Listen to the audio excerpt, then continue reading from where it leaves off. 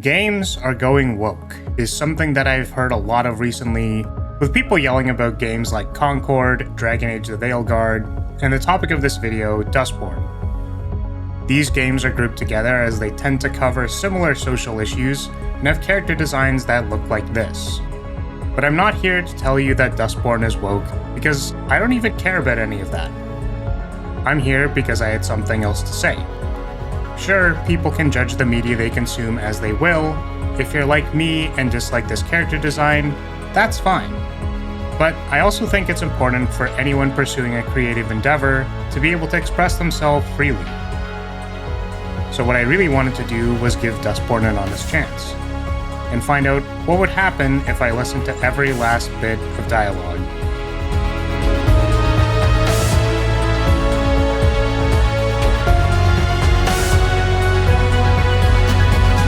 Now hopefully I didn't lose you to the intro as I set the stage for the rest of this video. This is because, as I said, nobody needs another 15-minute rant about how woke Dustborn is. Please note that if you want to jump around this video, you can refer to the timestamps below. To give some background on myself, I have some experience in game design. I made a Slay the Spire mod called Flagbearer, and I like to gaslight myself into thinking it's good. I also took it upon myself to stream my entire playthrough of this game, so I could discuss my design thoughts as they came up and record them into a document. Sorry, love. Couldn't hear you over the hypocrisy. What the f are you talking about? What is this conversation? In an attempt to look professional, I recorded in the style of a game design document, or GDD. Also known as that thing that nobody reads, but people seem to think is important. Often this would be done in retrospect because, again, when I was actually playing... Although, obviously, Gnome has a head start with the fuzzball. Stupid soothing vox. Why does every character hate every other character? I don't understand! But since I'm trying to provide insight and understanding into what might have been going through Red Thread's head during development, I thought I'd start the document like I would with any other team. What is the goal of the team, and what is the goal of the game? It's important to outline these somewhere for reference, and also so that everyone has a general understanding of what's going on. Having a clear picture makes decisions easier. When you decide as a team that Dishonored is about getting revenge against those who have wronged you, it makes a lot of sense to have a scene where you brand the High Overseer as a heretic, consigning them to a fate worse than death. Why did the 500 kilogram bomb have its blast radius increased in the Buff Everything patch? Because it didn't feel like it was delivering enough democracy. These are often referred to as design pillars, which, like most other things in design, are only as good as you make them. You could certainly say a design pillar is make game good, but what does that mean in context to the game you're trying to make? To find out what make game good means to Red Thread, I went and explored their website for more information. Keep in mind, this is all prep work. At this point, I haven't even opened the game, and here are some things that I could infer about the studio's values based on their website. They make narrative games, they want to leverage the unique strength of games as a storytelling medium, and they want to make a game with soul, which, as defined by them, depth, which I could see as having like a deep story or having complicated ideas that are worth talking about, diversity, outlining many perspectives like compelling personal narratives, and overall having a multiculturalism lens. Delight, it should be enjoyable. Honestly, that's the most vague qualifier. And immersive, which is also kind of vague and can be defined in a number of ways, but I'll have more to say on that later.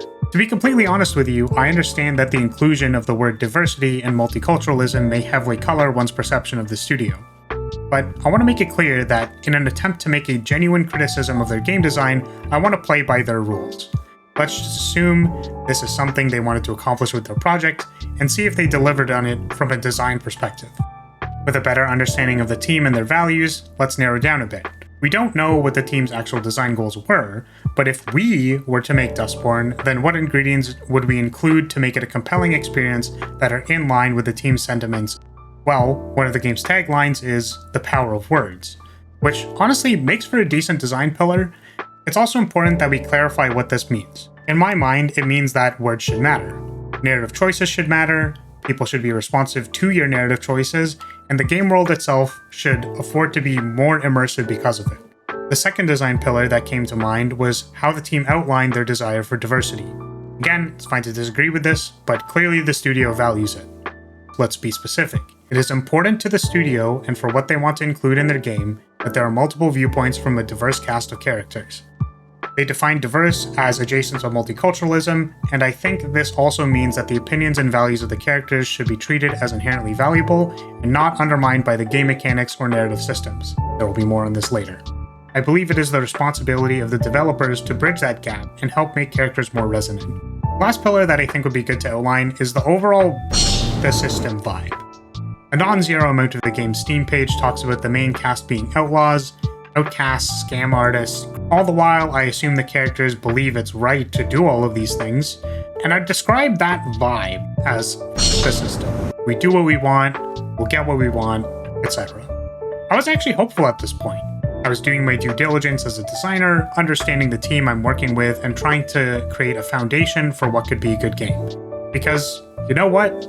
Me and the squad going out saying the system, while also delivering some emotional beats about the struggles that forced us into the scenario in the first place, with a happy serving of let's talk out our differences, maybe this game could be alright? Game and team goals are meant to be anchors. As we actually get into the game itself, we can reference back to these points and use them as logic for their decisions. In this case, cross-reference what actually happened in the game. Did they actually do any of these things? Did the team deliver the message in the way they want? Okay. Sorry to do this to you again, but no, we still haven't opened the game yet. I want to provide one last frame of reference, but I promise this is the last thing. The reason is because this framework has been critical to my understanding of games and has sweeping consequences for how we interpret the design of Dustborn. That being self-determination theory. This framework, as described by Richard M. Ryan and Edward L. Dacey in their paper on the subject, outlines that individuals will be more self-motivated if their need for autonomy, competency, and relatedness are met. As it pertains to games, these needs are easily identifiable and likely motivate players to play the game. In order to show these motivations in action, let's take a look at Elden Ring. The easiest of the needs to identify is competency.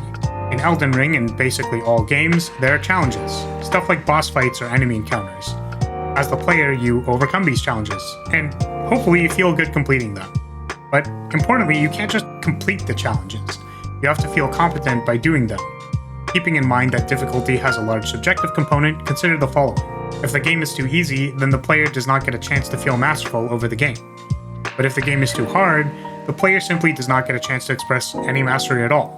They're too busy getting curb stomped by Margit to show how cool they are at avoiding every enemy on horseback. The next motivation is autonomy, which is essentially whether or not the player feels like they're making choices that matter. And the cool thing is that it applies to basically everything. Forget narrative decisions, what about combat design? The player gets to choose how they approach scenarios. When do they choose to block? When do they choose to roll? When to attack? When do they think it's safe to heal? From a build standpoint, what do they choose? Do they choose to do magic? Big strength smash? Smash Ranny because she's the only good option? Fight me? Games are filled with choice.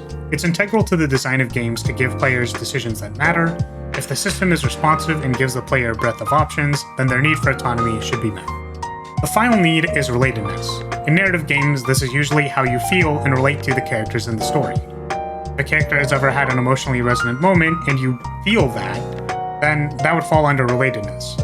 However, it can also refer to the general social or multiplayer aspects of the game. This includes online play, forums, YouTube videos, etc. My favorite way this shows up in Souls-like games is the classic try finger butthole. Because, you know what? There's another piece of shit like me on the other side of the world that thought it'd be a good idea to leave that in front of this. Hopefully you can think of some examples from games you like that do these things. This framing has been extremely potent for me understanding game design issues and will become increasingly important as we start looking at Dustborn. With all that boring context and theory out of the way, we're finally ready to jump into the game. It was unclear to me how I best wanted to encapsulate my thoughts into this video, both because I'm new to video essays and because I had a lot to say. In the next sections, I'll be going chapter by chapter, both summarizing what happened and then taking opportunities to explain design thoughts when applicable. Our frameworks, as outlined, are the team's goals and design pillars in conjunction with self-determination theory. I will also try to elucidate other design thoughts as they're relevant. As a reminder, if you would like to skip to anywhere in the video, please feel free to do so. There's a summary section at the end, but if you have the time, I encourage you to walk through the chapter by chapter with me. We'll also make the disclaimer that, while I will suggest alternatives, as a designer I recognize that there are any number of solutions to these problems. At the very least, I believe many of the things I outline are problems that are worth looking into. In our first chapter, our crew of miscreants is driving away from some people chasing them, and we're already at our first problem. I really felt like the narrative stakes here did not match the tone of the scene at all. Since the crew isn't in any immediate danger, the lack of urgency kind of makes Sai look crazy here, which is already a bit of a ding on how much we can afford to care about the team's struggle. Sai and this individual, Gnome, are arguing while this person, Pax, is clutching at a gunshot wound. Pax decides to use her voice powers, also called Vox, to silence the two that are bickering. Pax's ability, evidently, is some equivalent of mind control or extreme emotional manipulation. She tries to get them to calm down before releasing her control over them. Sai comments on how uncomfortable. I hate it when you do that. After some back and forth and a musical number, the crew is confronted by a police car with their siren on. The crew pulls over, the officer asks the crew to step out of the car. The game prompts Pax to use her powers on the officer, which allows the crew to make a speedy getaway. Sai laments the stress and allows the car to self-drive to the next destination. So, how does this hold up to our framework? The first thing that I want to outline is a Steam comment I found before playing the game. Why do these people hate each other? The bickering at the start of the game seems so bizarre. As I mentioned, there's nobody actively chasing them, so Sai looks ridiculous in this scenario. Right off the bat, these circumstances make the crew look incompetent, and not in a relatable way. In a way that undermines Sai's anxiety, and makes Gnome seem like a controlling asshole. That is to say, we've introduced our diverse cast, and the first thing we have to say about them is, that's right, Pax, shut them the hell up. As if the bickering wasn't alien enough, Pax literally mind controls her friends to get them to stop arguing. Mind you, her previous attempts didn't work, but really? The very first action Pax takes against her crew is to mind control them to shut up. As it pertains to relatedness, both between the lack of urgency in the scenario and the fact that we can barely see Pax is injured, this just makes Pax seem unlikable. I also think because Pax is forced to make her crew shut up, it heavily undermines the story of those characters. Does the narrative treat Sai or Gnome with respect? No. They're basically immediately told to shut up, and mind you, the player's forced to do this. I actually wanted to write the game a check here because I get that it's a tutorial, but then they force you to use your Vox again on the police officer. Even when you completely wait out the timer, Gnome ends up using their Vox on the officer anyways, try and calm them down. However, I want to outline something else. Is this seriously what Red Thread thinks the power of words is? Like, raw, just emotionally manipulating people? They're even our friends! Why are we doing this? And the confrontation with the officer, you're seriously telling me I can't talk my way out of this? Yep, officer, see, we're completely normal citizens and you can leave us alone. Sai makes a comment about how, you know what cops do to people like us. But, like, we don't know! As the player, we haven't been given context for this at all to feel scared. At the start of Metaphor Refantasio, there's literally a public hanging in, like, the first scene. In that game, it was immediately clear to me how bad it was. Now you have me scared because, evidently, the level of discrimination in the universe could get me killed. Literally, there are future parts in the story in Dustborn where the crew complies with a search, and it goes completely fine. So this scene is already ridiculous to me, but let's reframe a little bit. As far as autonomy is concerned, this scene leaves a lot to be desired. There's some checks to be written, as this is supposed to be a tutorial of sorts, but come on, you're forced to shut up the crew, you're forced to drink this coffee, you're forced to turn off Sai's K-pop music, and you're forced to use your Vox on the officer. As I said before, as a player, I want choices. I don't want to turn off Sai's music. And also, I think it's a stupid idea to be confrontational with the officer. It'll become clear as we move forward, but I think the team genuinely never considered to do the obvious thing. It makes the characters feel unrelatable. It makes me feel like I don't have agency as a player, and it makes me feel like there's no mastery to be expressed over the narrative systems because there weren't any decisions in the first place. We're only in the beginning scene, and we've successfully 3-0'd self-determination theory, while also making the struggles of our characters seem stupid. Incredible. I really want to comment on the narrative system design. It ends up being clear later on that a theme in the game is listening to people and what they have to say. This is because the game sometimes gives you more options the longer you listen to someone. This is actually a good idea by the devs, but they made a critical mistake by including a timer at basically every decision. Oftentimes, a timer is used in situations of urgency in order to communicate that urgency. But this timer is literally just there when you're listening to someone. This makes a huge disconnect between what I'm supposed to be doing. Like, am I supposed to be listening to them, or am I supposed to be making sure I respond in time before the timer runs out? This happened multiple times in my playthrough, where I'm just trying to make sure I've completely heard the character out before responding, and the timer runs out. What is particularly egregious is that the timer doesn't even say how long it is. It's just kind of there. The game has the gall to even point out that, hey, don't worry about this thing, but when it literally times me out, mid-option read, it's just faulty system design. It's often UX's job to help the player interact with the game itself. This is because, in reality, controls of a system can be very opaque when not considering the end user. Think about the controls on a plane. If you're not a pilot, do you know what any of these switches do? Because I don't. Games will often cue the player on what they need to be doing. Things like press A to advance once a piece of dialogue is done. These are simple UX tools that, when you forget to include them, have players scratching their head on what to do. I speak from experience as the idiot who did not include these and confused my playtesters. So, back to the timer. The studio wants an easy-to-engage-with system that promotes listening. They can help the player in a couple of ways. The first thing I would say is don't include the timer when you just want the player to listen. It's just going to stress them out if they see it ticking down in the corner. I would also say that you could communicate how much time is in the timer so that players can think about that and actually make an informed decision. If I see that the timer is very close to finishing, I can assume that the character I'm talking to is almost finished their dialogue. But mind you, this is only if you need to include a timer in the first place. Maybe if listening even has its own positive response, you can include an icon or something on the timer to show that, hey, you will automatically respond after this timer times out, and it's like a positive thing. And I'd argue, don't put responses on screen except for interruptions. This is broadly a way to guide the player's attention to what's important. The more things that someone has to attend to, the harder time they'll have doing all of them. There's something to be said about parallel processing, but I want to make it clear. We're trying to make an easy to engage with system that promotes listening. That is to say, it is easier to listen to someone when I'm not reading my responses before they're finished speaking, and also I'm not panicking about a timer. Telltale does this at the very start of their game, The Walking Dead. Well, I reckon you didn't do it then. Here, the characters exchange dialogue, and here, a dialogue choice is offered.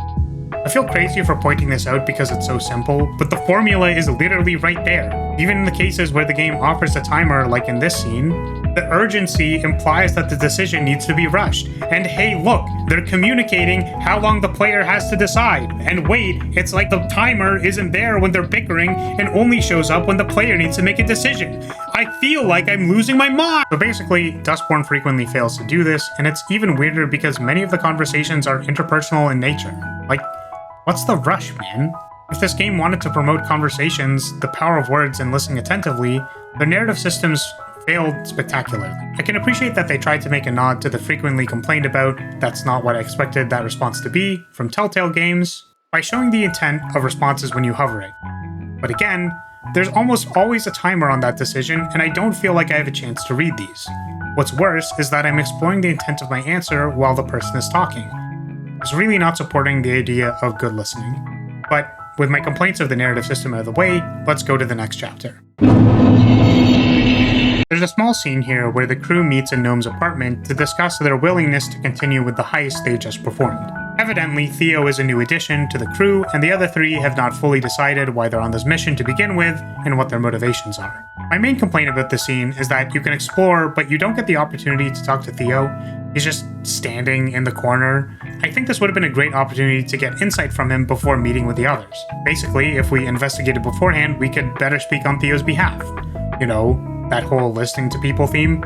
The game also takes a moment to mock Theo for even trying to interject in the conversation, as if he's a punchline for everyone else to just yell at. There's also a lot of commentary about struggling and taking gig jobs, but it really undermines the point because they're in the nicest apartment I've ever seen. Mind you, it's not Pax's or size, and the game explains that Gnome is circumstantially of a lot of privilege, but similar to the first scene, the set dressing as context just doesn't suit the conversation. What's worse is that if they're trying to make a compelling game, the saying for games goes, do, don't show. I wouldn't necessarily expect this all the time, but I think the player could benefit from playing through a flashback of a smaller con that Pax was performing, show Pax is struggling, and have her rob someone using Vox powers.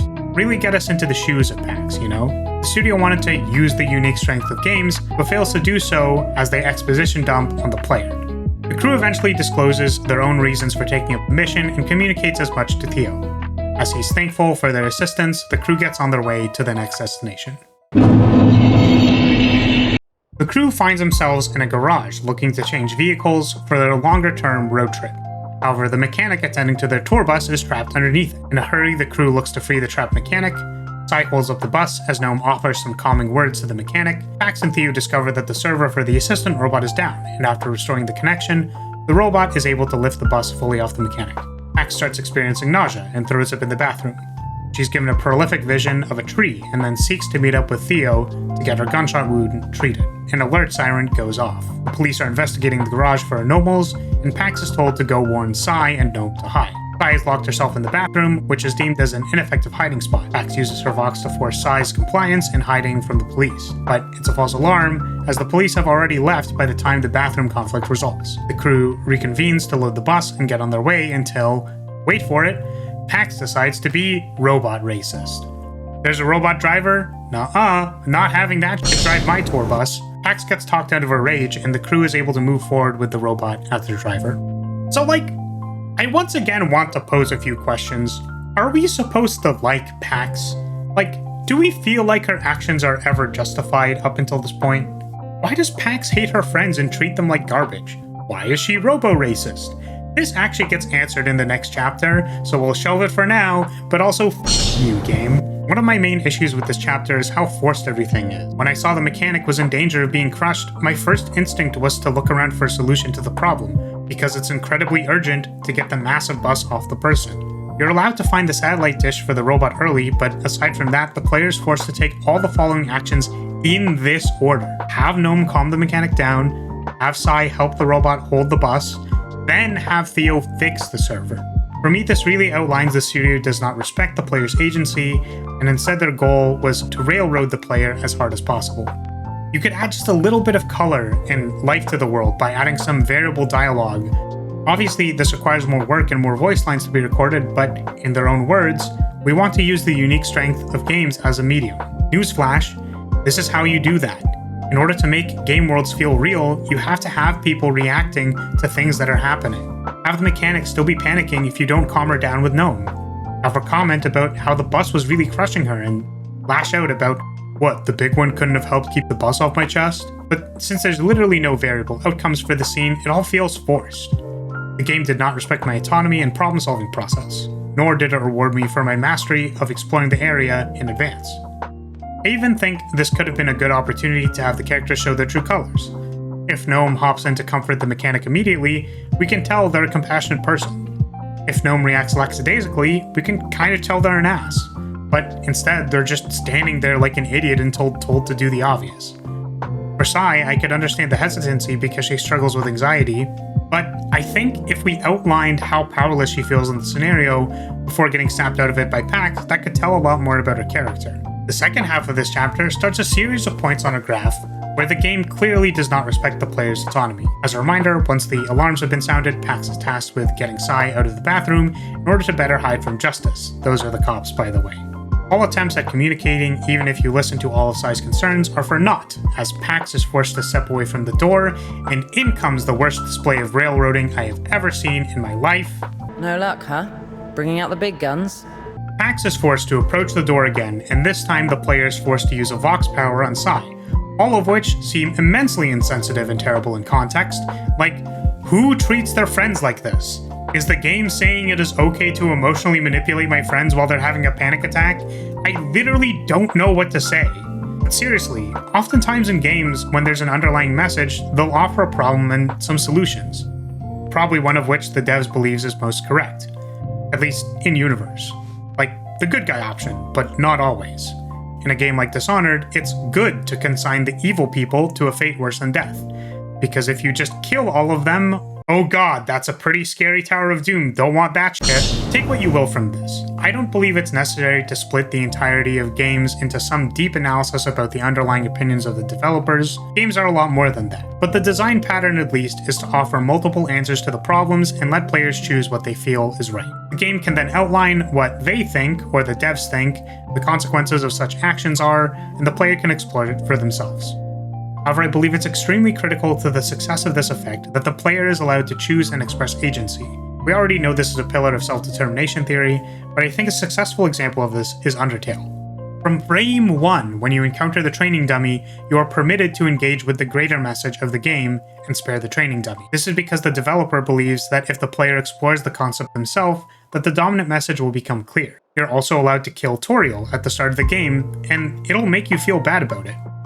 Once you get to that point, the player can really digest and think about what happened.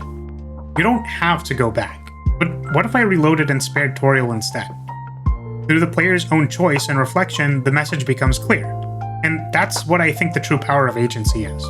Now mind you, it's not like every game can encompass the entire spectrum of ideologies at any given point in time, but usually there's a few options for the players to express their beliefs. In this scene, the agency is, what way do you want to emotionally manipulate your friend who is having a panic attack? Yeah, super awesome game, really loved that. Really showing the power of words by not letting me choose to be compassionate to my self-proclaimed closest friend. You could make the claim that, well, it's a story. They're just telling it from the perspective of a story, and PAX hasn't figured it out yet, which I want to remind you that Red Thread themselves outlined that they want to embrace the strengths of video games as a unique storytelling medium. One of which is allowing for agency. If I wanted to watch Pax's emotionally manipulative ass yell at her friend, I'd watch a movie. In this moment, I want nothing more than to console Sai, who is clearly having a bad time. The obvious answer to me is that she can just stay in the bathroom. It could be a great hiding spot. You can't just leave her alone. You can't continue trying to convince her. You can't wait out the timer. You are completely forced to interact and play Pax's stupid game. All of the outcomes in the scene are bad in my opinion. The one I chose on stream was self-admittedly chosen to make the situation as worst as possible. If you trigger her, she ends up having a full mental breakdown and curling up into a ball. The other options convince Sai to leave, but she's upset about the fact that she's having Vox used on her. Like, I really don't know why I have to reiterate this, but anyone with basic human empathy did not want to use Vox on Sai. Shut the f up, game, but we're not done railroading the player just yet because we need to show you that PAX hates robots.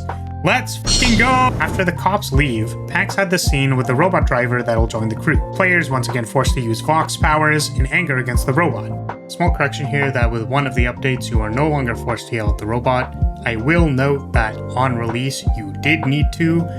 I want to assure you that I'm fully capable of— Are you telling me that I'm not allowed to decline this option? It doesn't say it's timed. And also that I feel like the following point, if it were true, is still valuable, so I kept it in anyways. I personally think the scene would have been much better as a cutscene, as it's meant to characterize Pax as someone who isn't the most self-aware or in control of herself. I believe there's a tight connection between asking a player to do something and when the game simply does it for them. When you're forcing the player to do it, it opens up to defiance. The player may not want to do something and will express their agency as such. However, if it's in a cutscene, Pax simply can't control herself. It can make it more clear to the player that it's about characterizing Pax rather than the player's decision making. I will give credit where credit is due, as I will attempt to do through the rest of this analysis, that I actually think the second half of the scene is a good example of agency and mastery over game systems. After blowing up at the robot, Pax literally seethes and comes up with all kinds of excuses for why she doesn't want the robot to drive the bus. If you wait long enough though, Gnome reassures Pax to calm her down.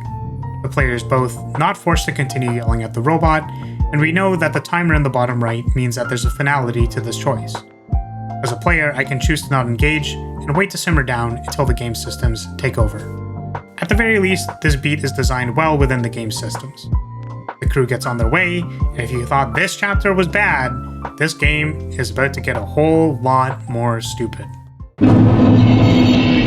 While the crew settles into their new vehicle, they're stopped at a checkpoint to be searched. A justice officer at the checkpoint questions Theo, as another paces through the back of the bus intimidatingly. The crew's cover story of being a touring band convinces the guards, but they're also taken by surprise as they're asked to perform. I don't want to talk about the musical sections in this game because the only song I learned is the Meme to Death main theme, we're the Dustborn, this bug is airborne, we're the new porn, etc. And to be completely honest with you, the actual playability of the rhythm game sections isn't bad or anything, but I did have some food for thought around the UI. See, I grew up with games like Dance Dance Revolution and Guitar Hero, both of which have an interesting UI assumption that never clicked until I saw Dustborn's UI. Both DDR and Guitar Hero have all the notes approached linearly from the same point to the same point.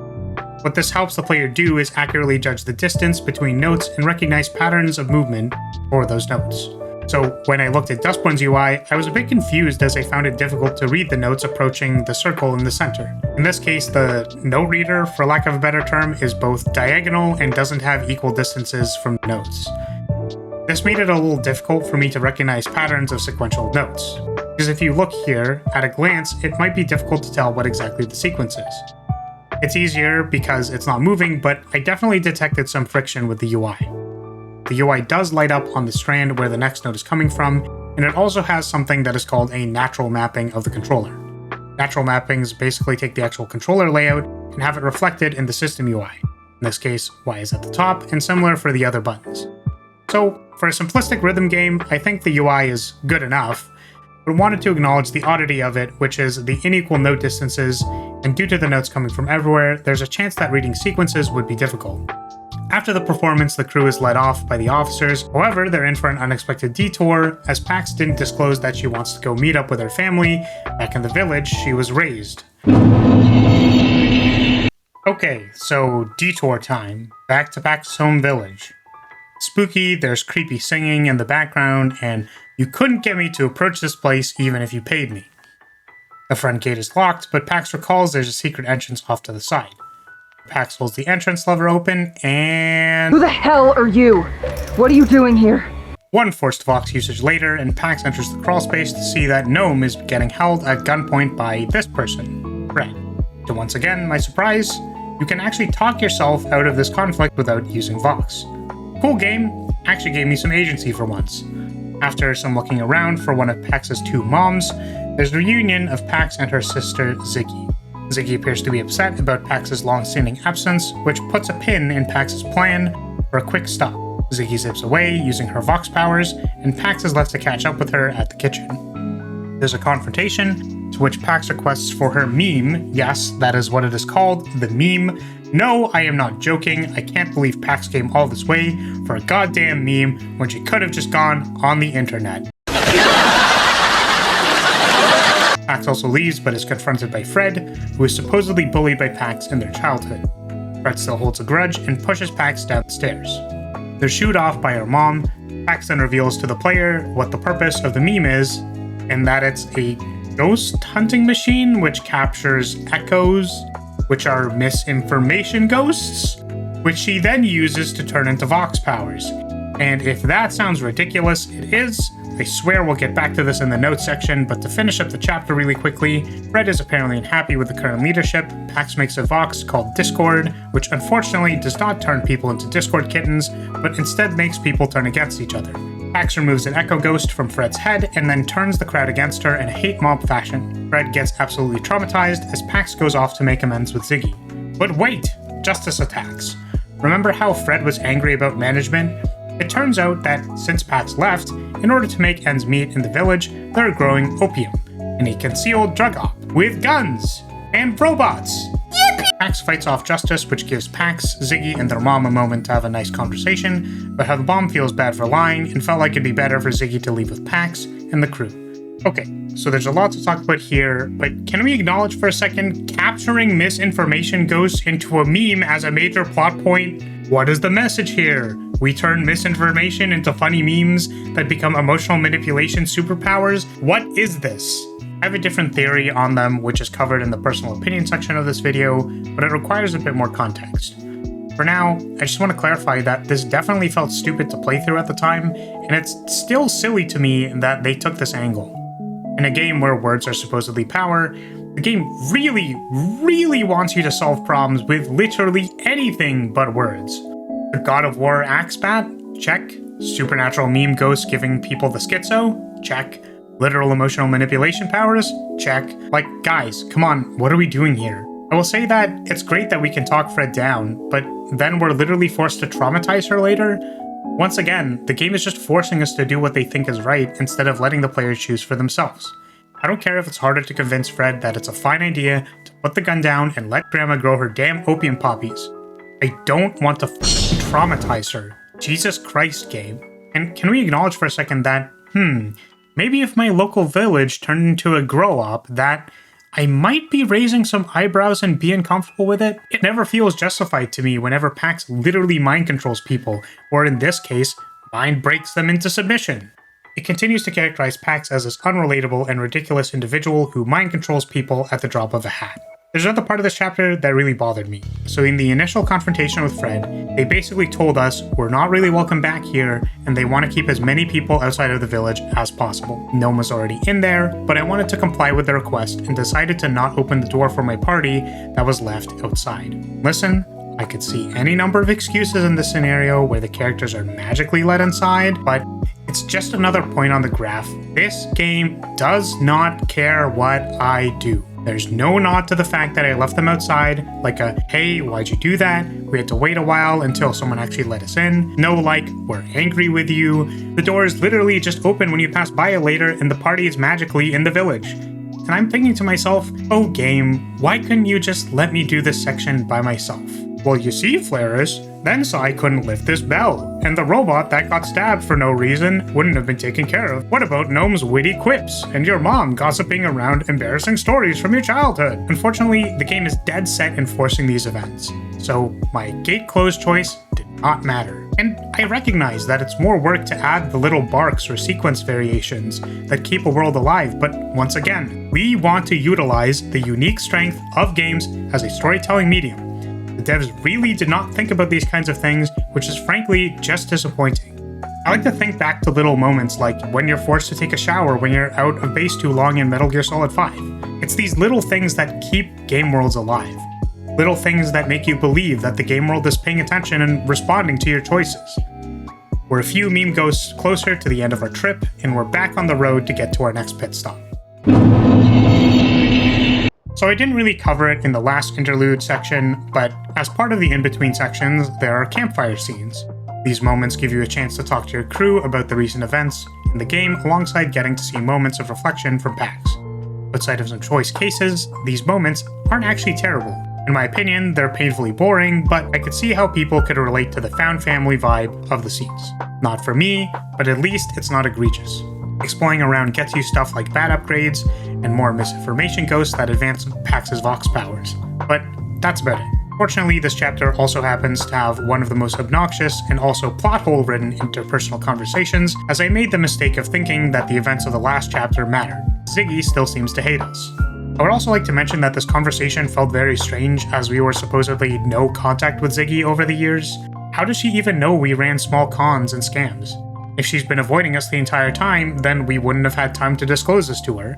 I'm sure you could be critical at other absurdities in the narrative, but this one really stuck out to me and drilled in the whole my choices don't matter vibe. So, I guess we're back to square one with Ziggy, and we're on to the second half of this interlude, which happens at... Welcome to Standard Energy! The crew stops to get gas as, oh no, the robot driver takes off with the bus. I'm sure that's normal. After some exploration, the crew is informed that the Riders gang comes by to party at the gas station signaled by a bonfire.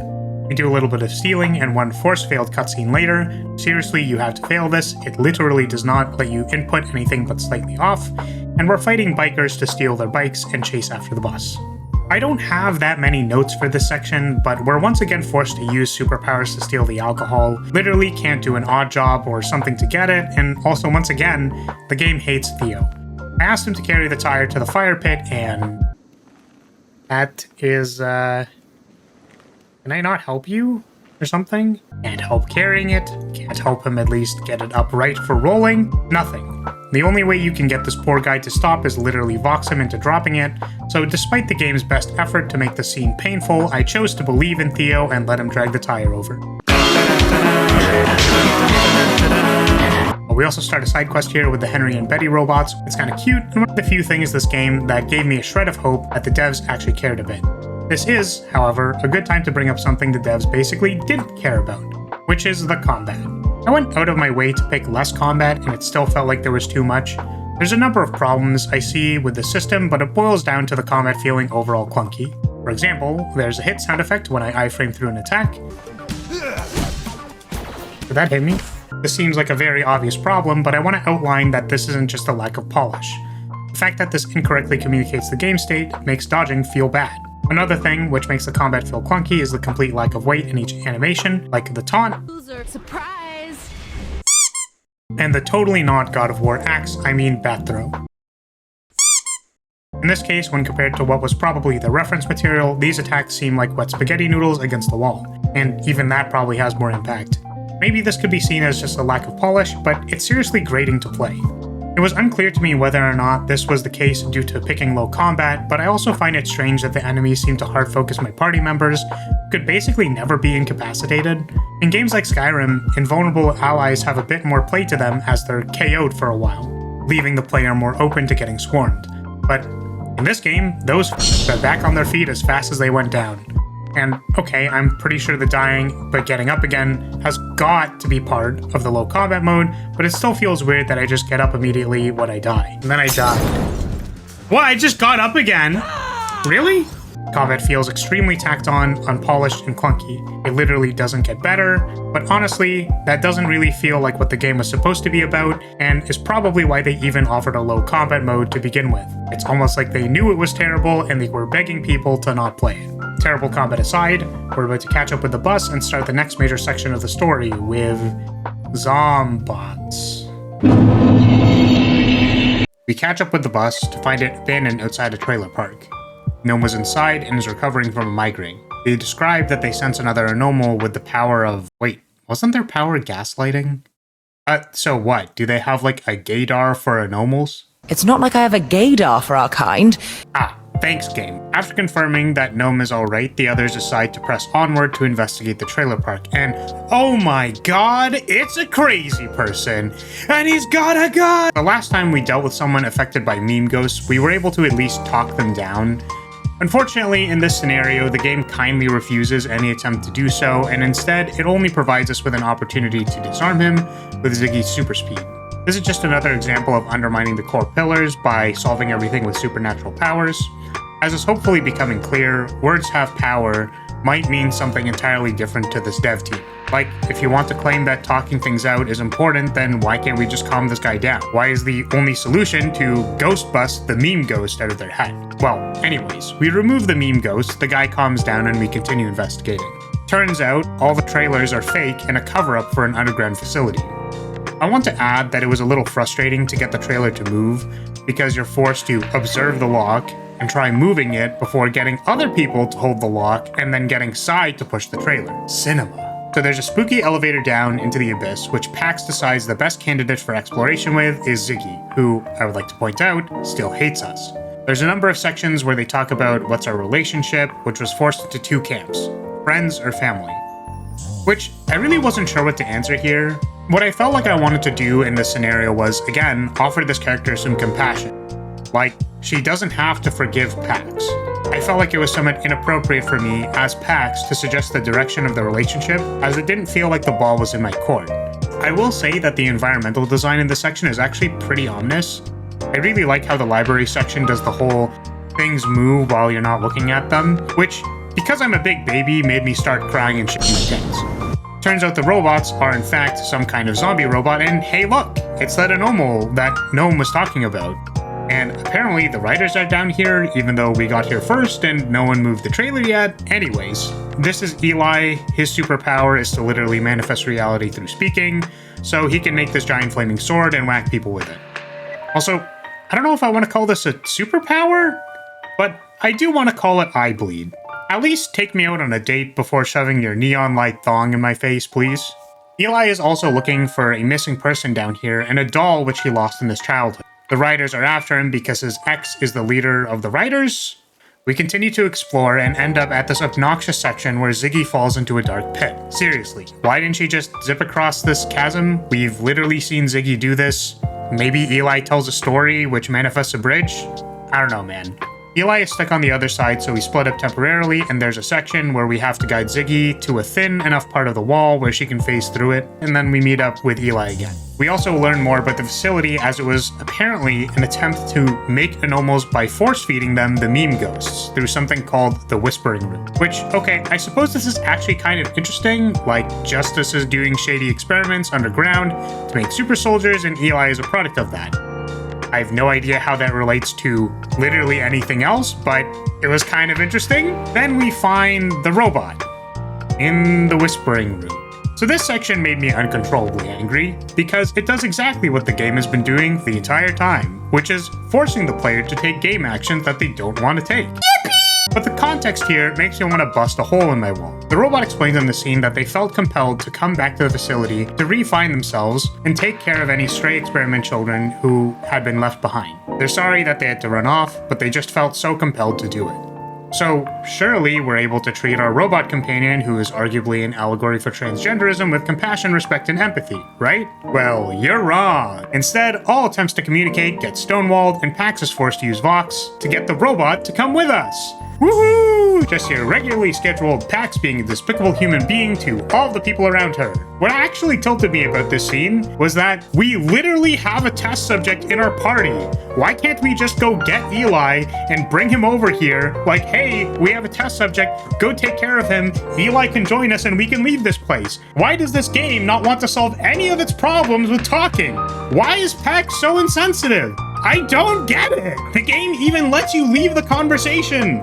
I want to have an aside here to talk about a little design concept called affordances. It's a little vaguely defined, but the way that I like to look at it is that it's the actions which a user can take with any given object. Affordances are heavily linked to another design principle called signifiers. As I said before, games could theoretically be as opaque as these plane controls. What signifiers do is they help guide the player towards actions that they can actually take, or things that they could afford to objects. So for example, a player may not know they can pick up boxes, so the game can kindly remind them that boxes are interactable through doing any of these following. Of course, this is a balance between what players may know or may not know. Frankly, I think guiding the player towards what they are allowed to do is completely reasonable however you want to do it. So Flaris, how does this relate to what we're talking about here? Well, from a design perspective, the devs decided to include an option to leave the conversation. This could be seen as a signifier that the player can do something else, which is why I was so disappointed that I couldn't bring Eli over here to convince the robot to come with us. The perspective here is that there's no reason to even include the exit conversation button because it's falsely signifying to the player that there's anything else to do. I can acknowledge that maybe the player didn't fight the meme squid yet, but that's like it. It feels like this action is specifically to facilitate not voxing your companion. I've already asked multiple times why this game isn't just a movie, but let's just add this to the board of times where the game refused to give me any agency, where it was extremely appropriate to do so. A little bit of emotional manipulation later, and the robot comes with us, which Eli immediately pipes up about. This robot is very specifically CT, his long-term caretaker. If only Eli could have walked around the corner. The crew makes their way back to the surface, and it turns out the riders have the rest of the team captured. A melee initiates, and one crummy boss fight later, Eli does the literal impossible and talks his way out of conflict by calmly explaining his situation and expressing his remorse for the way he treated another human being. Take notes, Pax, please, for the love of God! You get an opportunity to perform for the riders, which I declined because I want to listen to the Dustborn theme song as little as possible.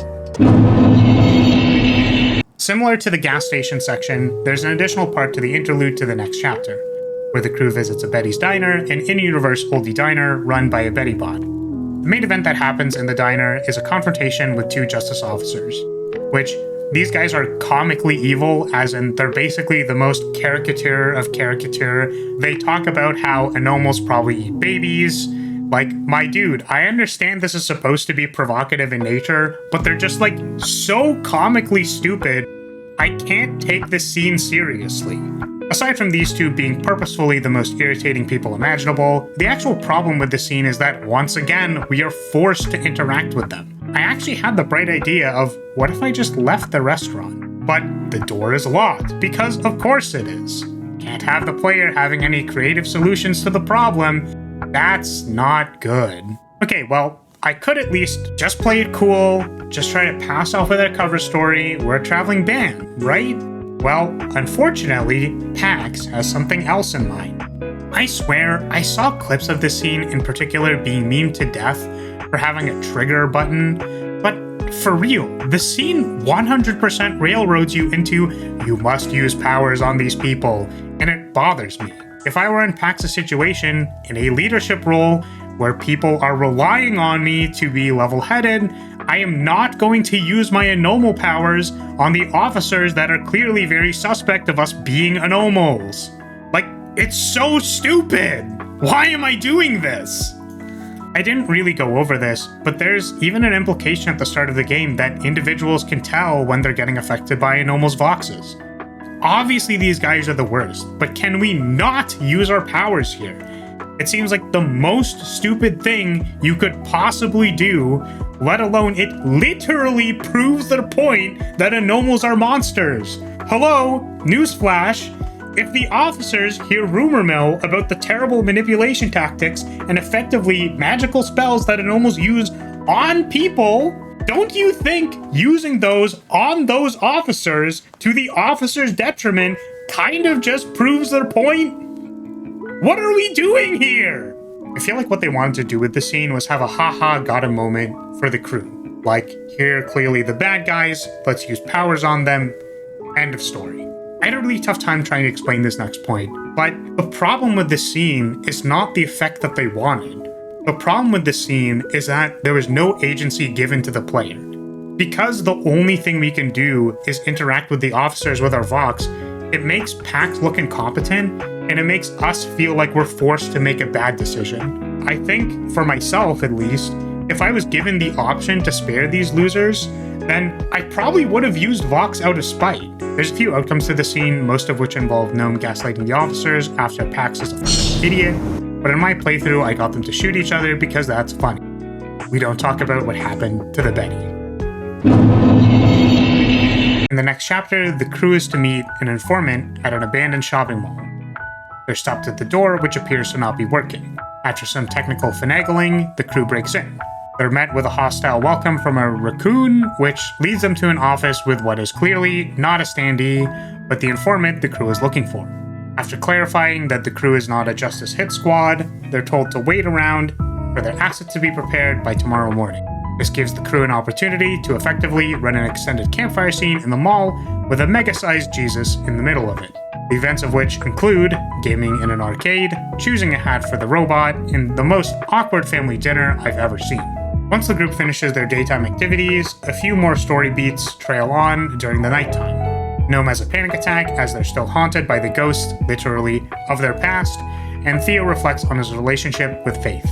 Pax and Theo, at the behest of Pax's coercion tactics, decide it's best to check what's on the package they've been transporting this entire time. This prompts the Puritans to find their location and start a melee in the mall. The crew is able to fend for themselves long enough to make a hasty escape from the Puritan raid.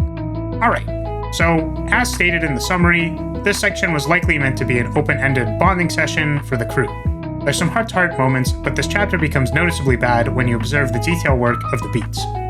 Let's look at the opener from a lens of puzzle design. When I say puzzle design, you might initially think of a jigsaw puzzle, but within the realm of design, the word puzzle can be abstracted a bit or even be synonymous with any challenge in a video game. At the very start of the chapter, the player is met with a locked door they need to break into. So simple enough, right? Locked door, characters with abilities. Let's run down the list of who we think would work in this section. Well, it's a mechanical door, so Ziggy and CT could both do something about it, but they explain that the door cannot be interfaced with due to being offline. Theo, who is a software engineer, tries to call out for the informant to no avail. Gnome is annoying, and Eli is unable to manifest anything useful in this scenario, which leaves Sai. I want to mention that I tried as often as possible to not use Sai, because one of the things she said at the start of the game was she has some anxiety around using her powers, and also that I'm trying to not create permanent property damage every single place I go. Evidently, after running through all of the options, the correct answer is actually to use Sai, which doesn't actually bust the door down, but reveals that there was a number pad on the door, which we could clearly see. Anybody can see that this is a fucking number pad. What the? But like, seriously, Ziggy or CT could not just wedge the number pad open. Theo couldn't tell this was a keypad. Not even Theo with his software background could tell what a fucking keypad looks like. This is where I take my first issue with this puzzle. There is one solution, and seemingly for no reason. Within the realm of puzzle design, the number of valid solutions is a slider for difficulty. If we abstract the concept of something like a platformer, a jump becomes more difficult as the platforms become smaller. This is because the number of valid solutions is smaller. Aside from just difficulty though, having variable number of solutions allows players to express their autonomy through the game mechanics. A great example of this is Celeste. You might think, well, it's a puzzle platformer with one start and one end. What do you mean by multiple solutions? So let's get into detail. The thing is, each screen on Celeste has varying degrees of difficulty, hold points, and routes. If we look at this screen in particular, one might immediately come to the conclusion that, well, I have to dash over here, and then I need to use this dash orb to get to the other side. And that is correct, however, people might handle this differently. So for example, someone who maybe needs more time to think about what they're doing could do this. They'll dash up here, they'll grab the dash orb, but they will grab the wall because they don't want to immediately, or with Twitch reactions, dash after the first dash orb. And this is fairly early on in the game, the difficulty is supposed to be low. If we're a little bit more proficient, we could also just grab this dash orb and dash immediately. All this is to say that this one screen does actually have multiple solutions. Do you choose to grab the wall? Where do you jump off from this platform? When do you choose to do your dash? Do you dash diagonally? Do you dash straight forward? These may not look like different solutions, or realistically they're all the same to you. But this screen could have been made like this. And then how many solutions are there really? The important thing about giving the player more options, aside from just difficulty, is that it allows the player to go through the loop of making a plan in their head, whether that's consciously or subconsciously, executing on that plan, adjusting and adapting. Being able to do this over the course of an entire game lets the player lock in with the logic of the puzzle design and overall empower them to face new challenges. And just to be clear, while I brought up difficulty at the start, I don't actually think the problem here is an execution barrier. I think the problem here is player autonomy. As a player, I would anticipate that my party is filled with useful individuals that can weigh in on problems that they have, to my best understanding, some kind of expertise in. So, it's very strange when Ziggy doesn't have any iota of useful input to progressing the solution. This overall undermines the player's agency, as what might be seen as a reasonable conclusion is treated like a dumb answer. Ziggy could have just noticed the keypad and opened it, even if she knew the door wasn't powered. Leo could have come to a similar conclusion. And I'm not suggesting that every person has to have a solution to every problem in every scenario, but for the sake of having interesting and divergent gameplay experiences, having different paths that all solve the problem helps support player agency and keep the experience moving. Then I get to talk to my friend about how cool I thought it was when Ziggy dismantled the lock. And my friend says, oh, that's cool, I just got Sai to bowl the door down. Players get to share their experiences with each other, which also meets the relatedness or social need. What about the character interaction section of the game? Well, let me tell you, it's awesome. The dining scene, which discusses CT's name, is equally insulting to both representation and the player's intelligence. CT mentions that their nickname confuses them, to which Ziggy immediately interjects and says, I guess we haven't asked you what you want to be called. Really? That's remarkably shitty of us. So we can all see where Red Thread was going with this, but because they seem to be incapable of understanding social cues, allow me to explain. CT got their nickname from Eli, the character which was established as having a very close relationship with CT. Normally, in a social scenario, if two people who are clearly friends exhibit a behavior, for example calling each other a nickname, others around them will latch onto that assumption that they wouldn't be calling each other that if they were truly uncomfortable. We mimic the behaviors and social norms of the people around us to fit in and have cohesion in groups. I feel insane for explaining such a basic social cue, but oh no, Ziggy needs to lambaste the group for this terrible transgression. If CT mentions, hey, can I be called Viola? I kind of like that name. Normal caring people would have been completely okay with this. Once again, it really feels like they missed the mark with this one. Completely missed opportunity to have any kind of nuance with their storytelling.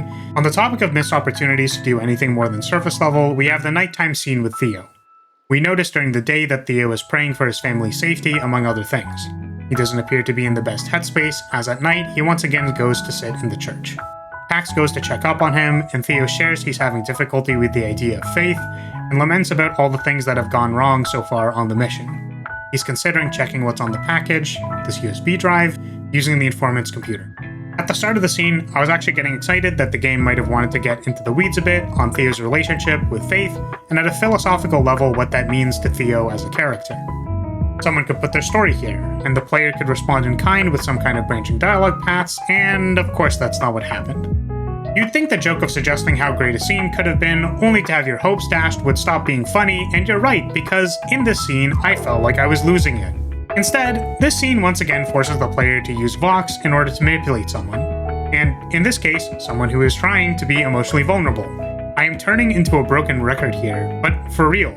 This strategy is so ineffective at proving anything other than Pax is a despicable human being who doesn't deserve any of her friends.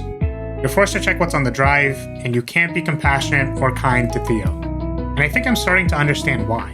The following sequence has the Puritans raid the mall and start a fight, which is the reason why the crew needs to leave in a hurry and have this dramatic section where the Puritan leader is revealed. The campfire scene after is largely about chastising Pax and Theo for their dumb decision-making. So basically, if we talk Theo out of checking what's on the drive, then this entire sequence wouldn't happen, and then they would need to make an entirely new campfire scene, and write new dialogue and record new voice lines, and just to be clear, what's the problem with that? We're making a narrative story game, right? Why can't Red Thread facilitate any branching paths here? The group would be undisturbed, they just leave peacefully in the morning, and the campfire focuses on some inane slice of life bullshit. Maybe Theo even thanks Pax as a major story event for helping him with this problem? It's also forced, and I don't understand why. To me, it felt like this section was a very easy W, and it was squandered in service of a forced narrative. I will posture the question again. Why did they make this a game when Red Thread clearly wanted to make a movie? Issue 5 is a bit of a weird one. Frankly, the actual events that happen here seem to be an excuse to get more normals on the tour bus, but there is one glimmer of hope I had for this game to be remotely redeemable. The first half of this chapter, the crew passes by a lodge, which Gnome points out that there may be an anomal in danger. Turns out there was this little girl getting rounded up by Justice officers. Her name is Girl, by the way. No, I didn't make that up. That's literally what the crew decides to call her. Once you fight off Justice, the girl is found hiding in a bush somewhere, attracting several MEEM ghosts to her location. You remember those? Well, now you do. They're still there, and supposedly this girl has some influence over them. The second half involves trying to find a library. We meet this guy, he accidentally shoots Sai, heals her because magic I guess, and joins the crew. Pax is confronted once again by two officers, and the motel goes up in flames. In the confusion, she leaves to rejoin the crew. So, listen. There's something that happens in this chapter that is extremely important and shows potential for what this game could have been. You know the MEEM ghosts that we've been collecting?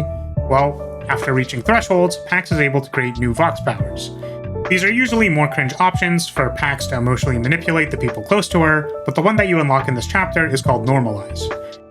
When I unlocked Normalize, I was really hoping that I was wrong about this game the entire time. Sure, everything up until this point has been almost irrevocably bad, but maybe the devs actually had a message that they were trying to say, that a story about growth could be told from the perspective of Pax the anti-hero. See, Normalize was the first power that Pax unlocks that doesn't immediately seem bad. Very frequently, in matters of emotional turmoil and differing opinions, a valuable social skill to have is to treat the situation with some compassion and understanding. One of the things that you can do is normalize something. If your friend is feeling bad about getting laid off and they're blaming themselves, let them know that they're completely justified in feeling terrible.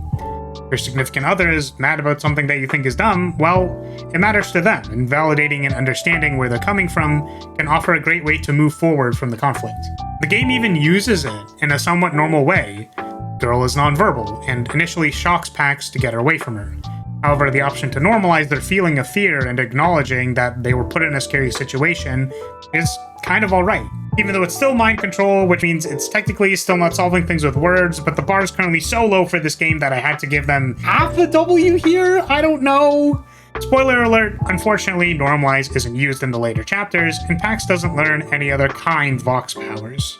Hopefully you're as disappointed as I am, but I really feel like if more neutral options like normalize were available at the start of the game, then maybe there could have been more discussion around making moral choices. I could totally see using normalize in early chapters, like on Fred, and say something like, okay, we know you're unhappy with the state of this place, but this isn't the way to do it. Let's find a better solution forward.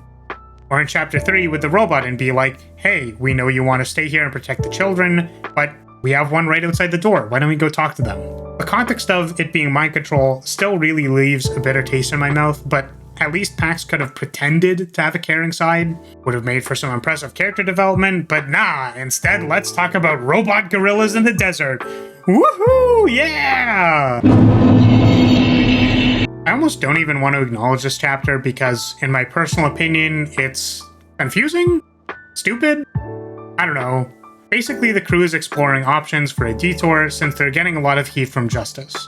They determine it's a good idea to go here, which supposedly Pax had a vision of going to. The short of it is that the crew goes through here, finds the broadcast, which is apparently another secret Justice experiment, and they have a chained copy of the Tree of Tongues in this big cyber dome, and there's cyber gorillas and meme ghost squids, and you play ghost instruments in order to beat them with the power of music, and I really do not have anything to say about it. Again, maybe just my opinion, but I really feel like this chapter was dumb. I guess we meet this Anomal, whose Vox power is literally to trauma dump on people until they feel so bad they pass out, but after turning off the broadcast, she seems to be a little less depressed. I guess this is like an allegory for the news?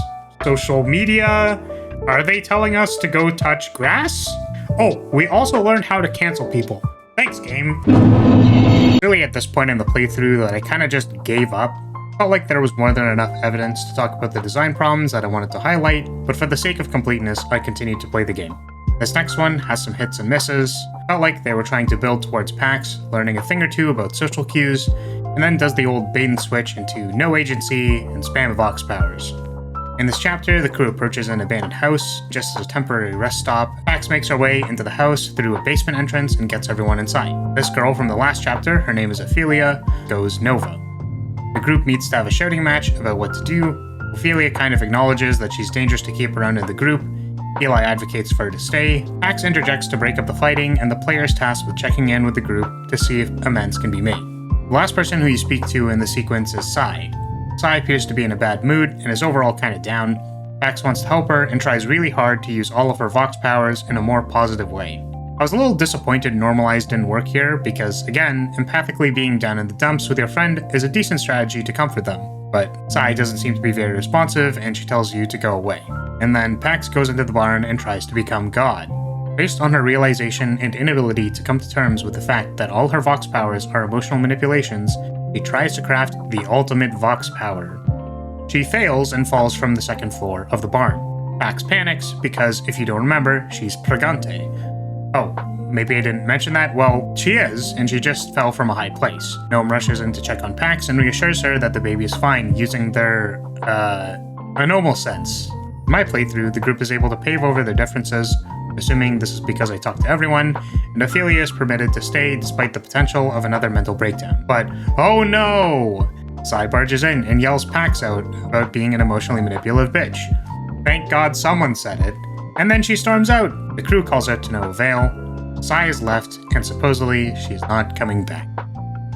So since this chapter actually had some interpersonal conflict, I thought it'd be a good opportunity to revisit our design pillars. They are as follows. Words are power, highlight diversity, and flip the system. In my opinion, I felt like this chapter best delivered on a reasonable definition of words are power and their desire to highlight diversity. There's a bunch of people, they have different viewpoints, those viewpoints are made clear, and it clearly creates interpersonal conflict. The player then has to talk to everyone and check in on them, implying that, as a leader, it's both important and valuable to make sure everyone is okay, see their viewpoints, and talk to them. Even if that basically amounts to forced dialogue, and the inciting incident seems like high school drama, friendly reminder that most of these people are late 20s or above 30, and they're arguing like this. She needs a cure, and they're making one. You think that's the answer? We look out for our own.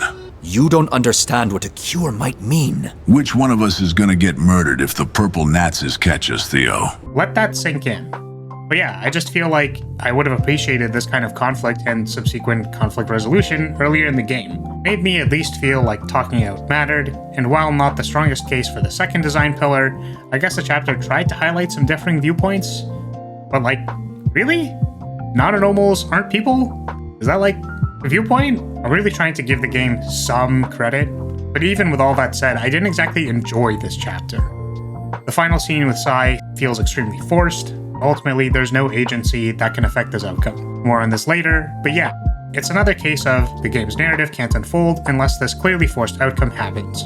Completely tangential to the poorly paced narrative, at the start of this chapter, Pax explores the basement for a way into the house. I spent a non-zero amount of time wandering around this section as Pax needed to find a key to open the basement door. I can't describe how insulted I feel that there's literally a sign that says, "Hey, look for this thing here," but the prompts don't appear until the player actually tries to open the door and sees that it's locked. Just a complete disregard for the player's intelligence. Red thread. When you put a sign telling me there's a hidden object, I don't need more prompting to go look for that thing. I can, with almost 100% certainty, assume that the door is locked. I even examined the node, but the game just didn't give me the option to do it. Some hits for the design pillars and a whole lot of misses for the polish, quality, and self-determination theory. We're 7 chapters down, only 3 more to go, and boy, they are kinda rough. In the wake of Sai leaving the group, the crew is asked to meet a librarian informant at a nearby bar. Pax is noticeably a little down and meanders through the back streets, which is a little worse for wear. You can examine people here with the MEEM to see that they're infected with MEEM ghosts, which displays the funniest non-call out I've ever heard. When you take the MEEM ghost out of this person's head, they literally, I kid you not, say, "Why did I say those stupid things? I have a medical degree. There's no woke mind virus." Like, guys, come on. I tried my hardest to not actually say woke anywhere in the script except for the start, because that's not what this video is about. Really got nothing else to say about that, but I thought it was hilarious.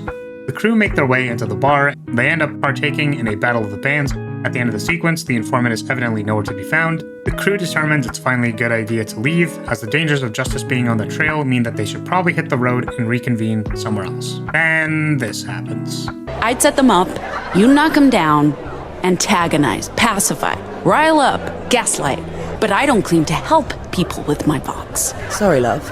Couldn't hear you over the hypocrisy. What the f are you talking about? Man, does this scene feel forced. This scene is a prime example of writers making some writing advance and forcing it upon the player for the sake of melodrama. Because I want to make it clear, all this stuff literally makes no sense in context to my playthrough. I basically never called on Gnome to solve any problems, and I actively avoided using Vox when it wasn't necessary. All the times Vox were used didn't inherently involve Gnome, as in the Diner Cop scenario, Gnome didn't have a chance to calm them down, so this whole set him up, knock him down thing literally makes no sense. You could say that this happened before the actual journey, but the player has no context for this, and it feels like these are not decisions that we made. We have no attachment to this character. Why are they doing this? The scene really needed a story tracker or something, so that the narrative didn't seem flailingly incompetent for assuming where I stand with Gnome. I think the scene could have benefited from having any options at all. Like, Gnome is flirting with their new boyfriend. Why can't I just tell them to hurry up, but I'll wait outside? The next conflict involves the justice officers that were chasing us. The Gnome could have just gotten caught or something? Why not just let it happen? Once again, there's no branching path at all. Also, this conflict with the justice officer is crazy. The officers interrogate you based on answers that you had a couple of chapters ago. I actually accurately recited my answers to the officers, and I went back and checked, and they literally gaslit me into thinking those weren't my answers. I feel like a much more human response here from a corrupt officer would have been like, well, those answers line up, but we still have to take you in for reasons. Like, have them be surprised at all that your story was completely straight from last time with these, like, very minute details? Please, game. Literally give me anything for picking decisions. God damn it. Pax and Gnome start running, and the Sonomal in hiding sacrifices themselves in order for the two to escape.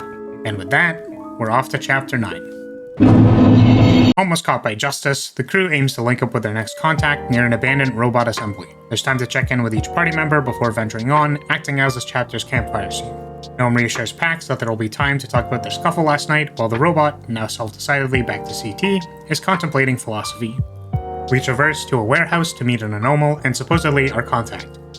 The meeting itself seems extremely suspicious, as the informant was late and is now requesting we onboard this new Anoma lady, which, you're allowed to be based and free-rin-pilled, but please do not describe this lady as a gilf. It's a bit of a red herring, as the informant reiterates that justice could be on their trail, which they were right.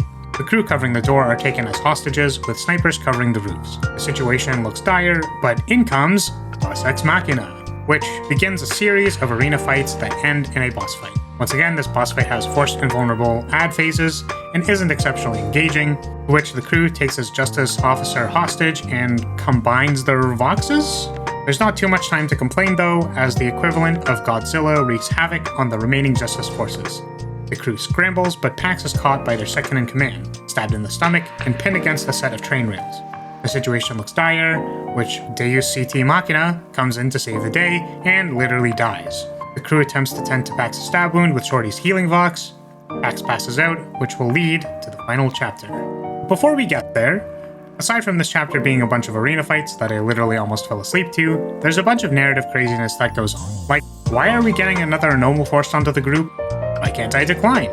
Why did CT need to Deus Ex Machina us twice and then die? What the hell is combining our vox, and why does that work at all? How is Pax's baby not dead? Oh, sorry, spoiler alert. Despite getting what would likely be a lethal gut stab, the baby is fine. I find it very strange that the granny is added to the party at the last minute. You could argue that the granny is in service of the diversity pillar, but if this character is basically played off as comic relief with no other redeeming character traits, then I really feel like that misses the mark on good representation. I feel like this character would have been a good mouthpiece to talk about generational disconnect, or in general, the relationship between modern sensibilities and older wisdom. It could have shown competency, or maybe it could have shown how times have changed drastically and that it's hard to keep up. Perhaps that's not the point, but I genuinely feel like this character could have been removed and nothing of the greater story would have been lost. Stop adding characters for me to not care about when you haven't even developed your starting cast of characters. I genuinely find it unfortunate that CT is just used as a Deus Ex Machina twice and then dies. Not that I specifically care about them as a character, but that these moments hit like a soggy wet noodle. There's like an eternity of time where CT could have moved out of the way, but that's mostly a matter of polish. Obviously, this scene could have just been better animated with better timing. With the suspension of disbelief classes on, we can assume CT just didn't have enough time to dodge out of the way. The last thing that I'll note is the combining Vox story beat never comes up again. Not like it really made sense in the first place, but why? So Pax just got stabbed in the stomach and we faded to black. We wake up in a hospital room restrained to the bed with the two justice officers that were chasing us at our bedside. They explain that you were rushed to the hospital in order to save the baby. Pax tries to use Vox on them, which by the way, we are once again forced to use, only to find out she's been anti-magic drugged, which is reasonably dystopian. The officers are looking for the others because the incident at the robotics assembly is a big mess, and their claim is that they want to bring them in without unnecessary violence. Pax harshly exposits at the officers that taking them in won't do anything because Justice is trying to make Anoma soldiers. The officers are confused as an explosion goes off. The male Justice officer explains that it's probably the Puritans, and it's for the best that they don't get a hold of Pax. The officers unshackle her to go address the situation. We're then sent on a walking sequence that looks like it was straight ripped from Metal Gear Solid 5, but we unsuccessfully make it to the elevator. Till Psi Ex Machina! It could probably be anticipated that the group was aiming to save Pax, but the fact that it's explicitly Psi is the most bizarre thing I've ever seen. The crew meets up with their new driver, an operative of the librarians, and start their getaway. But before leaving the city limits, we pull over on a back alley to answer some questions about Psi's disappearance. Apparently, Psi was a double agent, acting as an informant for Justice who was holding her family hostage. The outburst at the house was just a means to separate from the group and meet with her contact. However, she explains that she made sure to give Justice as little information as possible, and he even gave them a dummy key of the package when she was trying to meet up with her contact. At this point, the player can hear her out and requests she rejoins the party, but Psi comments on how she wants to remain in Justice as a rat for the librarians. Sola also joins her and leaves the group. The main group gets back on the road for some road trip sequences.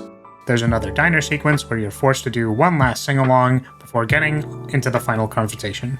Naturally, before the crew could safely get to their final destination, the Puritans have caught up with them and are chasing them through a forested area by the coast. There's some more battle sequences, this boss fight with the big bad Puritan guy, and hey look, it's the Justice Officer guy again.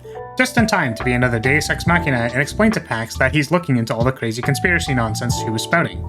Wasn't this game given a grant to fight against misinformation, and it's basically validating the in-universe conspiracy theories on the government making Anoma super soldiers? Yeah? Okay, I'm just making sure I got that right. So, we're just about ready to meet up with our last contact and take our boat to Nova Scotia, only to be stopped by the big bad Puritan lady herself, floating super tech and all, and she, like every other bad guy in this game, has somehow captured other members of the group to force us into a coerced negotiation scenario. Alright, so we play ball with her, and she explains how the package is a codex for the proto-language, which is the basis for the Vox's magic powers. They make it clear that their intent is to use those powers to effectively execute mass censorship on the masses. So, you know, we seem pretty screwed at this point, right? Well, the narratives got what has to be the least earned monologue I've ever seen in the entire history of all of media I've literally ever watched. After being put this far on the back foot, even as to explain that the Puritans have anti-Vox protection barriers and they're surrounded by armed robots, Pax explains how her Vox powers are, get this, they're about empathy. Ding ding ding! That's right, baby! All that emotional manipulation, empathy. Yelling at your friends and telling them to shut up, empathy. Literally coercing Theo to open the USB drive, that's empathy, baby! I was so unbelievably shocked that they would make Pax, of all characters, say this. Literally the entire game, she has been nothing but a menace with her powers, and has no right to make this conclusion. What made me so mad about this is, listen, if this was the message that the devs wanted to sell the entire time, literally why didn't they make the rest of the game in support of this message? Why are we forced to use our Vox powers on people? All you had to do was let the player be a reasonable human being, have some moments where Pax questions her past beliefs, and you're fully within your right to make this cheesy ass, it was the power friendship the entire time ending. I seriously can't with this game. But this is going to be permanently ingrained as the worst narrative character arc I've ever seen written, and will probably ever see written for the entirety of my existence. I actually hate this so much. So the friendship powers ignite Theo to detonate his EMP Ex Machina, and we take down the baddies one last time. Upon patching everyone up, there's a short conversation with Theo about how if anything happens to him, that Pax should guide his sister to Nova Scotia for help with her Vox problems, which the game immediately prompts us to invalidate Theo's feelings.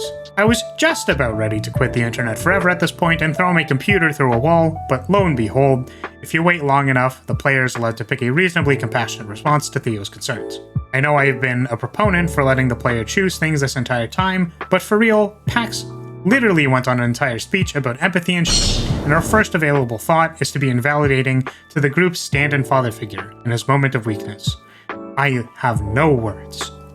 But if you thought the game wasn't done hating Theo for existing, he notices the small Puritan child that was with the big bad evil lady running off to the docks.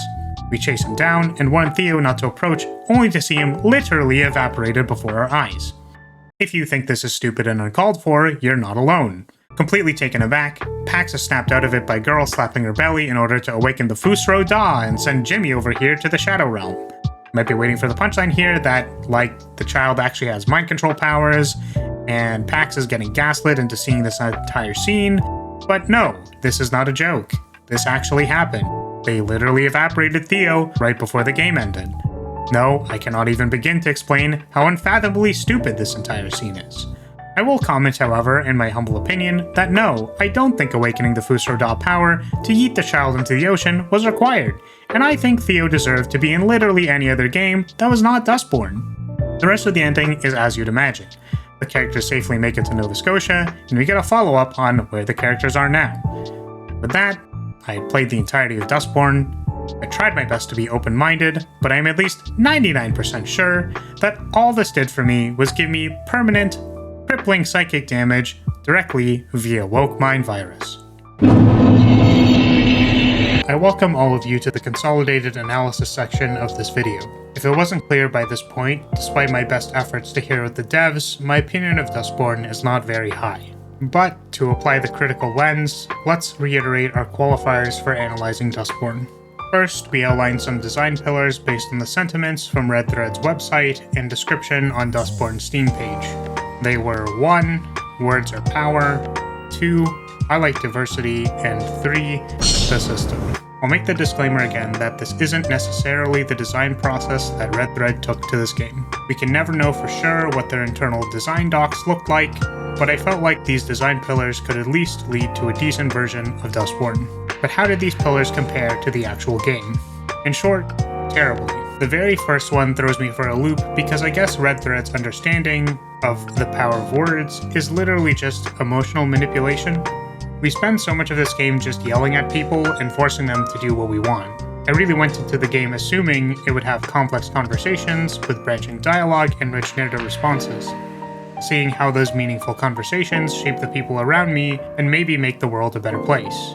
But no, basically in all conflicts, the game forcibly tells you to throw a vox power at your problems. There's a riot in your home village? Vox 'em. Cops asking you questions about what you're doing? Vox 'em. Friends won't shut up? Vox 'em. Religion problems? Vox. Depression? Vox. Bouncers? Vox. The list goes on, and I was really disappointed that this game made no attempt to deliver on such an important theme. Even in scenarios where it feels like you could just talk to a person, it's straight to using a vox to save the day. What kind of point are you trying to prove when you have someone emotionally struggling, and your solution is to yell at them for being a worthless piece of shit? Next was the diversity pillar. While this game goes out of its way to include characters from diverse backgrounds, I think the more telling story is how the characters are treated. The game constantly undermines the struggles each character is going through and never goes below surface level. Like for CT, there's almost no lead up to them stealing the bus. The biggest nod is saying there's some diagnostic problems, but we don't get any other scenes, hints, or setup. I think there was a missed opportunity to give more characterization in the underground facility. Like, if we were chasing around CT, you could give them opportunities to exposit about their inner monologue. Stuff like, I need to go to the whispering room, this is where I'm supposed to be because this is who I am. Or, I need to protect the children. The whispering room scene is particularly bad because Pax uses Vox on them as if they're some kind of weird science experiment. Overall, this character is just so shallow in personality and character development that it feels like their attempt to share a compelling narrative just falls through. One that really got me was Fred in Chapter 2. And let's be clear here, Fred isn't exactly a good person, but I can see why she's concerned about the changes happening in the village. They literally turned the place into a grow-op with guns and robots. The game doesn't treat any of these concerns seriously, and the solution of which is to traumatize her out of fighting for any change. It's just so surprising how badly the game treats its characters. If the game truly valued these perspectives from all these backgrounds, then why didn't they let them speak? There was so much damn dialogue in Dustborn, but by the end of the game, it didn't feel like I got to hear any of their stories. The diversity pillar was a bust. The focus system pillar also didn't really meet expectations, because at the end of the game, we're almost powerless to fight against any of the bad guys. We're usually just bailed out by some Deus Ex Machina from off-screen, or the bad guys literally just let us out of our restraints. There's no real moment where I went, aha, yes, I'm now above these foolish antagonists. I'm the rebel and I do what I want. We're constantly on the run, and if it weren't for all the plot contrivances, I literally think Pax's smuggling mission should have fallen through at least 3 times over. Mind you, this was the design pillar that I was the least confident in, but hopefully you'll forgive me for thinking the character that poses like this was supposed to go hard or be a badass. So that's 0 for 3 on design pillars. As a reminder, I like to use SDT as a framework for evaluating game design because it seems to follow well with successful contemporary examples. It's by no means the be-all end-all of game design, but I think it's a pretty good reference. To reiterate, it highlights attributes for individuals to be self-motivated, those being competency, autonomy, and relatedness. As far as competency is concerned, I'd really say there isn't much here. In Dustborn, we can roughly sort the opportunities to express mastery into 3 categories: the dialogue sections, exploring sections, and combat sections. In the dialogue sections, I see opportunity to feel masterful over the narrative systems by making choices which lead to better outcomes. That is to say, if there are good and bad outcomes in situations, how do I as a player understand the narrative systems in order to get the good outcomes?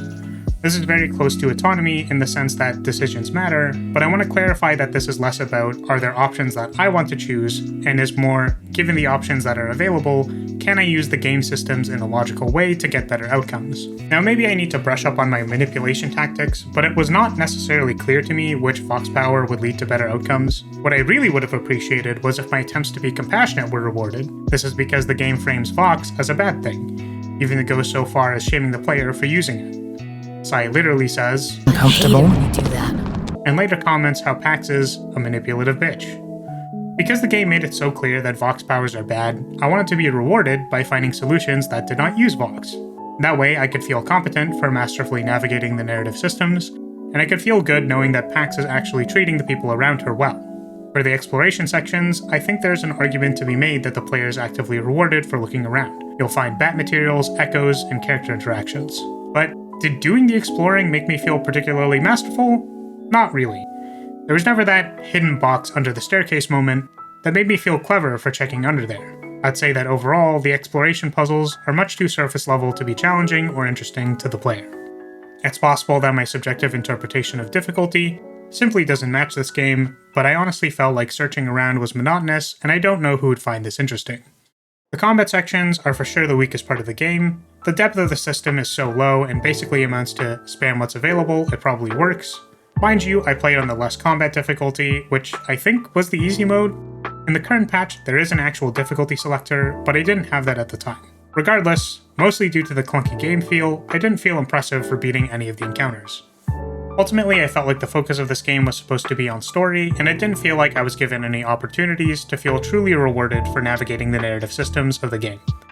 I felt like the outcomes were largely out of my control, as the options available were usually just different flavors of being a terrible person.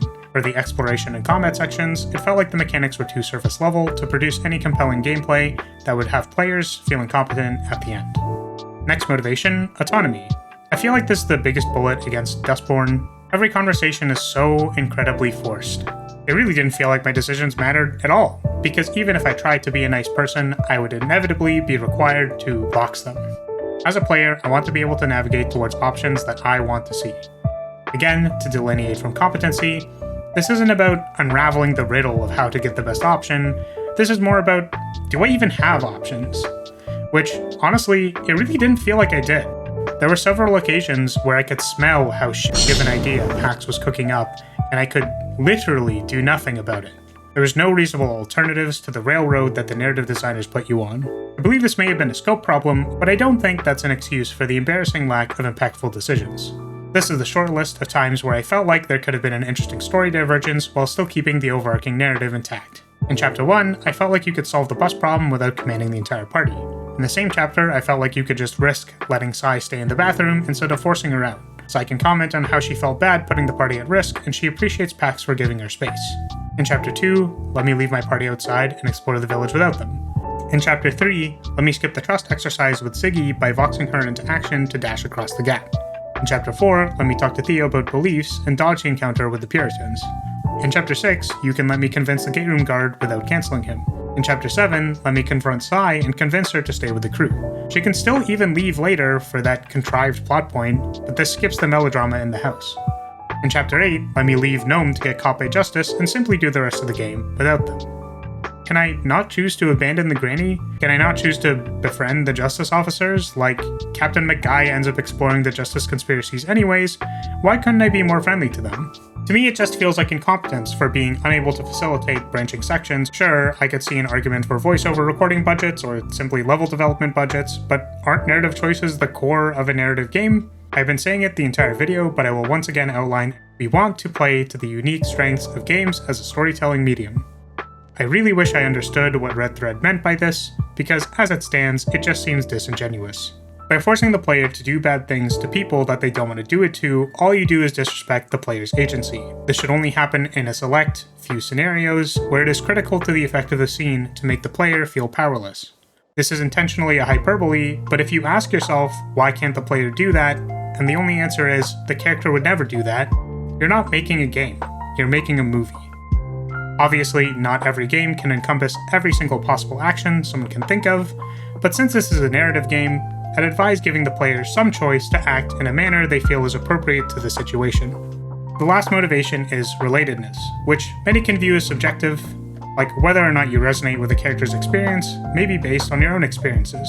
However, I really want to stress that I think compelling stories easily break past that boundary. I wanted to hear about how Pax struggled. I wanted to hear her internal monologue. I wanted to see how she changed as a person, but the narrative arcs in this game are just so flaccid. It felt like the only confrontation she was ever really in was the diner cops. And even then, the cops were so comically evil I couldn't take their caricatures seriously. Like if you tell me Pax was fighting for her life in Pacifica, why don't we see any of that? A game that talks about many of the same themes is Metaphor ReFantasio. In the early stages of the game, they make the state of the world clear to the player and lets the player live that experience. Frame 1, there are literally people around you whispering, "Why the hell is an Elder here?" It puts you into the thick of it, immediately.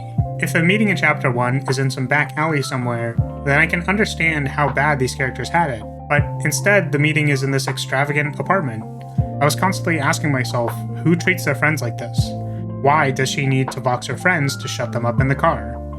If you're telling me that Pax is struggling with her powers, then why don't we get to see any of the doubt in her character? The most we get is her shoddy attempt at cheering up Sai in Chapter 7, but what about in literally every other scenario? If Pax is supposed to be coming to terms with not being a bad person and learning about empathy, then how is this not a recurring theme throughout the game? I want to see Pax question if she's doing the right thing. She even has the perfect 2 foils. When she realizes how insane the antagonists are, she can start moving towards being a more compassionate person. It's actually crazy how they messed this up. I read a review that I think sums this up well, that they were beyond disappointed and the game feels almost like a parody. Even for the target demographic, its experiences are unrelatable. If that's not showing a failure to be relatable, then I don't know what is. To me, without a shadow of doubt, Dustborn fails on all axes. From design pillars to self-determination theory and all the little bits and comments I made throughout the chapter summaries. It's at this point I can answer the question, were we wrong about Dustborn? With a resounding yes. Whether you believe it's a woke nightmare or not, it's also an abject failure of game design. I wanted to make sure I left a section to share my personal thoughts on the game. Putting aside the critical lens, I want to make it clear that I don't think Red Thread is wrong for wanting to make a game about things they believe in. I think in the case of an established IP such as Assassin's Creed or Dragon Age, players are fully within their right to be mad that their experience changed from what they wanted. Very simply, not to their expectations or what they wanted from the game. However, in the case of Dustborn, even if I disagree with some of the opinions that Red Thread is espousing, it's not like this game ruined a beloved franchise with its failure. As I said at the beginning, I believe people should be allowed to express their art in the ways that they want, and people consuming that art should be allowed to reflect and criticize it from their own perspective. What I'm hopefully trying to elucidate here is that I don't hate Red Thread or think they explicitly have wrong opinions, but that their game underneath a critical lens is not effective as a communication device. Since I believe in communicating from a place of understanding, I spent an additional stream after completing the game trying to parse what they were trying to say with their narrative. What I got from the game was that people's experiences affect them moving forward in their life. Oftentimes, it's the negative things we remember and make us suffer in our day-to-day, the echoes you could say, or the cringe memories that keep you up at night. It felt like every character was affected in some way, that their obviously negative Vox powers were a manifestation of the negative things that happen in their life. Ophelia's power is literally to drama dump on people until they pass out. From that lens of understanding, do I kind of get where they're coming from? Sure. And I fault the devs for wanting to tell a story of broken individuals. No, there were some moments that I felt like were crafted with care. Like when Viola takes you aside and whispers to you that you might find some vitamins in the convenience store because you're pregnant and they're looking out for you. They go out of their way to say they didn't want to embarrass you in front of the rest and wanted to respect your wishes to keep the baby a secret, which is a direct result of a conversation that you have with them in the last campfire scene. Another part that actually made me feel something was during the Henry and Betty quest. You can take an item from the first Henry and pass it to the next Betty, who then gives you something to pass on to the next. It was kind of a cute side quest, but the last Henry you meet is just chilling here on the side of the road with a guitar. You try to give him the gift from Betty, and he says, "I'm worthless. You should give it to the next Henry you see." He goes on about how he's a failure, but the player can insist he was the Henry that should have the gift. This is a moment of true agency, kindness, and compassion. What Dustborn really needed was more moments like that, where the player could choose to be kind and help Pax grow as a person through those decisions. Aside from those moments being largely non-existent, I feel like it would get bogged down by how terrible the script writing was and how terrible the gameplay is. This game was not made for me. I am not its target audience, but in my genuine, honest opinion, the saddest thing about Dustborn is that it's just bad. So while I think the game is objectively poorly made, I can't fault Red Thread for believing in what they believe. Ultimately, I believe it's within an artist's right to say what they need to say, and it's within the observer's right to reflect upon it based on their own experiences. I don't think games like this will ever be popular, but I hope that, at the very least, devs can aim to deliver a good experience for the people who want to play it. I hope I was able to share my knowledge with you today, and here's to better designed games in the future. I've been Flaris, and I'll see you next time.